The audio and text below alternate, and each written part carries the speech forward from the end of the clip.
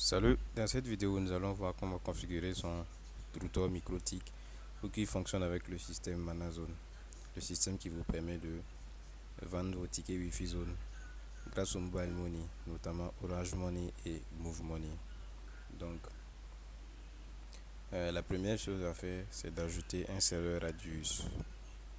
Donc, pour ce faire, une fois qu'on est connecté au MikroTik avec Winbox, quelle que soit la version de, de Winbox, c'est les mêmes configs qu'on fait. Donc vous venez dans Radius. Donc on va d'abord activer une commune. On va mettre Accept. On laisse le port par défaut. On clique sur Apply et on valide.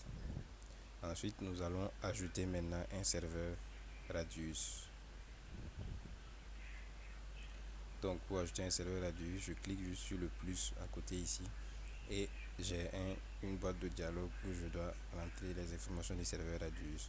Donc la première chose à faire, c'est de cocher Hotspot ici parce que nous voulons utiliser le serveur Radius pour le service Hotspot pour pouvoir authentifier nos utilisateurs.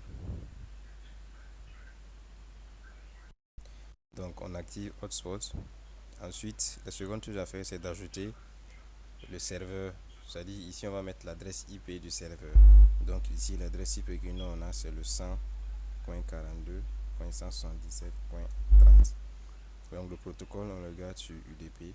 Le secret ici c'est Paris 1999.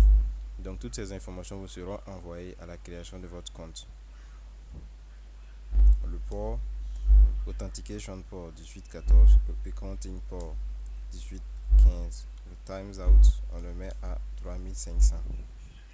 Donc pour certaines versions de routeur OS, il y a un champ ici qui s'appelle Require Message Out. Si vous avez ce champ à votre niveau, il suffit de le mettre à No. Donc vous faites apparaître la liste déroulante ici et vous cliquez sur No pour mettre cette ligne à No. Donc on a fini avec le serveur Radius. On va Apply et OK. Donc la prochaine étape, c'est d'aller ajouter au niveau du hotspot les liens vers le portail de paiement. Donc pour ce faire, on vient dans IP, hotspot. Ensuite, on va dans Wallet Garden IP List. Faites très bien attention ici, c'est dans Wallet Garden IP List et non Wallet Garden. Vous allez comprendre après. Donc on vient dans Wallet Garden IP List où on va lister toutes les adresses qu'on veut bypasser, c'est-à-dire les clients pourront accéder à ça même s'ils ne sont pas authentifiés sur votre hotspot. Authentifié, ça veut dire même s'ils n'ont pas encore mis un code pour avoir la connexion. Donc on va venir définir ici les adresses IP de notre portail de paiement. Donc on vient dans Wallet Garden IP List. On clique sur le plus pour ajouter. Ici au niveau de serveur, si vous cliquez, vous allez voir que c'est le serveur profile que vous avez créé qui apparaît. Donc si vous l'avez nommé autrement, ça va juste apparaître. Il y en a aussi qui ont plusieurs serveurs profile. Donc vous sélectionnez juste le serveur profile qu'il faut. Une chose très importante, ne cliquez pas ici. Si vous cliquez ici, ça veut dire que vous faites une exclusion. Donc ça veut dire que c'est tout sauf celui-là. Donc ne cliquez pas ici. Donc vous le gardez comme ça. Donc serveur, vous sélectionnez le serveur profile. Ensuite on vient dans DST host. Ici nous allons mettre les liens vers le portail de paiement. Donc le premier lien à mettre, c'est goonspay.com. Donc toutes ces informations vous seront envoyées à la création de votre compte. Donc goonspay.com, je apply et je valide. Donc on va ajouter encore Wi-Fi Zone .webac.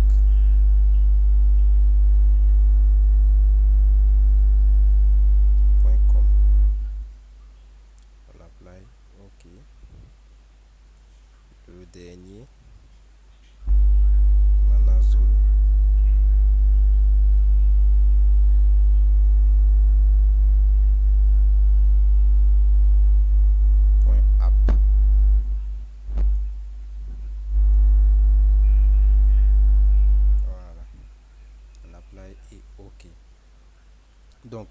Si vous voulez savoir si vos informations rentrées sont justes, vous venez maintenant dans Wallet Garden. On était dans Wallet Garden IP List, on vient maintenant dans Wallet Garden. Vous allez voir que si c'est bon, vous allez voir que normalement ici, vous allez retrouver les trois éléments que vous avez rentrés au niveau de Wallet Garden IP List. Donc, par exemple, le premier qu'on a mis ici, c'est goonspay.com. Vous allez voir que dans Wallet Garden, au niveau de goonspay.com, le microtik a fait la résolution DNS. La résolution DNS, ça veut dire qu'il a résolu, c'est-à-dire il a obtenu l'adresse IP cachée derrière goonspay.com et c'est lui qui est là, le 185.137. Donc ça permet de vous assurer que vous avez entré les bonnes informations ici. Donc quand vous avez ça, ça veut dire que c'est bon. Donc on a fini avec l'ajout de Wallet Garden et on va aller maintenant au niveau de Server Profile. Là-bas, on va prendre le profil actif. Chez moi, le profil actif, c'est celui-ci. Si vous remarquez, vous voyez le nom ici dont je parlais. C'est le même nom qui se retrouve au niveau de Wallet Garden IP List. Vous voyez ici, serveur. Donc, si vous voulez que ce soit ce serveur profile qui soit utilisé, vous devez le choisir au niveau de Wallet Garden. Donc, on revient sur la partie server profile et on clique pour modifier le profil existant actif.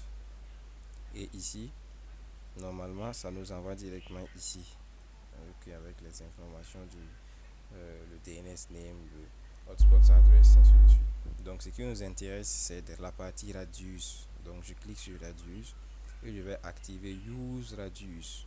Si vous oubliez ça, vos clients ne pourront pas se connecter à travers le serveur Radius. Donc, c'est très important. Donc, on va cliquer sur Use Radius. Vous voyez que avant ces champs-là n'étaient pas modifiables, mais maintenant c'est modifiable. Donc, la seconde chose que je vais ajouter ici, c'est Interim Update. Donc ici, on va le mettre à 5 secondes. Donc 5 secondes et on apply et OK. Donc, voilà un peu les configurations qu'il faut faire sur votre microtik pour le lier avec le système de paiement. Donc, une fois que ça c'est fait, vous devez nous envoyer également les fichiers HTML, c'est-à-dire voici ici au début Wi-Fi zone. Donc vous devez nous envoyer ce fichier là pour qu'on ajoute le lien de paiement. C'est-à-dire quand les clients vont venir sur la page, ils vont voir le bouton payer par Orange Money et ils vont cliquer pour pouvoir faire l'achat. Donc vous devez nous envoyer ce dossier là pour qu'on puisse ajouter le lien de paiement. Donc on va faire un récapitulatif ensemble des différentes étapes. Donc la première chose a consisté à ajouter d'abord un serveur Radius ici. Et il y en a qui dans leur configuration en fait mettent plutôt un serveur Radius avec le localhost, c'est-à-dire le 127.0.0.1. Si vous ne comptez pas utiliser userman, ce n'est pas nécessaire. Pour ceux qui utilisent les Micmon pour générer les tickets, vous n'avez pas besoin de ce serveur Radius par défaut là. Pas par défaut, mais plutôt avec le localhost, le 127.0.0.1. Donc, avant d'ajouter notre serveur Radius, vous devez d'abord supprimer ou bien vous désactiver le serveur Radius que vous avez configuré par défaut. Donc, pour le désactiver, c'est juste ici, vous cliquez sur la croix et puis c'est bon, c'est désactivé. Donc, on a d'abord ajouté un serveur Radius. Rapidement, voici ce qu'on a mis comme information. Ensuite, dans Incoming, on a coché Accept, on a mis OK. Et après, on est allé dans IP, Hotspot, ensuite Wallet Garden IP List. On a listé les différentes adresses qui doivent être autorisées à travers le portail. Et pour vérifier que c'est bon, on est venu dans Wallet Garden, on a vu que c'était effectivement là. Ensuite, on est venu dans Server Profile. Et ici, on a dans la partie Radius, on a accepté l'utilisation du Radius et on a mis le Interim Update à 5. Donc, OK. Voilà un peu les configurations qu'il faut faire pour connecter votre microtik au système de paiement Mana Zone. Merci.